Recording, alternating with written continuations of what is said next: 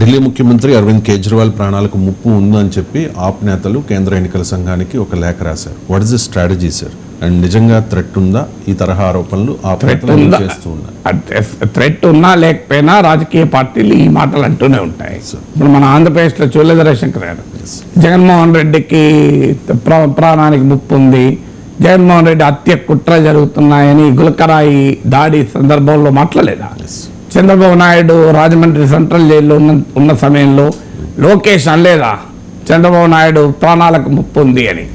పవన్ కళ్యాణ్ చెప్పలేదా నన్ను చంపడానికి నాపై అటాక్ ప్రయత్నిస్తున్నారు, కత్తర్ లేదో పట్టుకొని వస్తున్నారు అని కూడా అన్నాడు.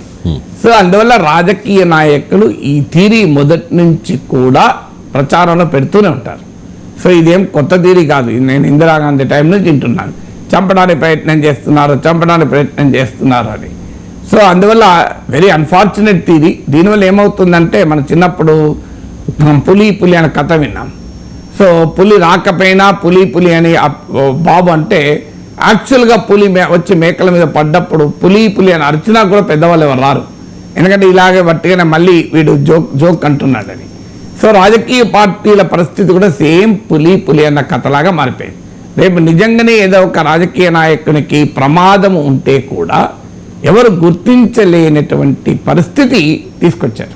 ఎందుకంటే ప్రతి దానికి మా ప్రాణాలకు ముప్పు ఉంది. మన దేశంలో తీవ్రవాదులు తప్ప రాజకీయ నాయకుల్ని ప్రత్యర్థులు ఎలిమినేట్ చేసే స్థాయికి ఇండియన్ పాలిటిక్స్ వెళ్ళలేదు. మీరు ఎమర్జెన్సీ కాలంలో కూడా ఏ పొలిటికల్ లీడర్ను రాజ్యం అంటే ప్రభుత్వము హత్య చేయలేదు, అధికార పార్టీ.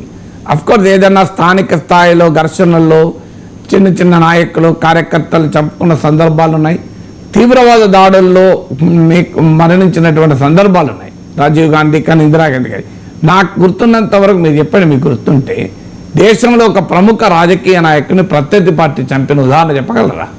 నాకు గుర్తున్నంత వరకే తెలియదు. సరే అని రోజు రాజకీయ పార్టీలు మా ప్రత్యర్థుల నుంచి మాకు ప్రాణభయం ఉంది, ఇది చాలా ప్రమాదకరమైనటువంటి ధోరణికి కూడా రేపు ఏమవుతుంది అంటే నిజంగా ఏదైనా ప్రమాదం ఉన్నా గుర్తించలేని స్థితికి తీసుకొస్తారు. సో అందువల్ల కేజ్రీవాల్ను జైల్లో చంపడానికి ప్రయత్నం చేస్తారు అనే థియరీ అబ్సల్యూట్లీ నేనైతే నమ్మలేను. ఎందుకంటే ఆయన కేజ్రీవాల్ ఉన్న నాకు డయాబెటిక్ మందులు ఇవ్వలేదు, మందులు ఇవ్వకపోతే సుప్రీంకోర్టుకు పోవచ్చు కదా. Right to life is a fundamental right. ఇలా రాజకీయపరమైన ఆరోపణ చేయగలదు కాదు. ఆమ్ ఆద్మీ పార్టీ సుప్రీంకోర్టుకి వెళ్ళి కేజ్రీవాల్ ప్రాణానికి ముప్పు ఉంది అని క్రెడిబుల్ ఆర్గ్యుమెంట్ బిల్డ్ చేయొచ్చు కదా.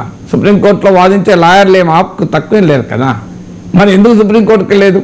కేజ్రీవాల్ ప్రాణానికి ముప్పు ఉన్నప్పుడు రాజకీయపరమైన ఆరోపణ ప్రెస్ కాన్ఫరెన్స్లో ఆరోపణ కాదు కదా, ఎలక్షన్ కమిషన్ లేఖలు రాయడం కాదు కదా, ఆయన ప్రాణాలు కాపాడడం ముఖ్యం కదా, సుప్రీంకోర్టుకి వెళ్ళొచ్చు కదా.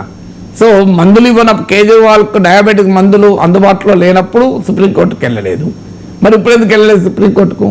ఈవెన్ టుడే సుప్రీంకోర్టుకి వెళ్ళి ఇంకో కేజ్రీవాల్ చంపడానికి ఈ ప్రయత్నం జరుగుతుందని చెప్పచ్చు కదా.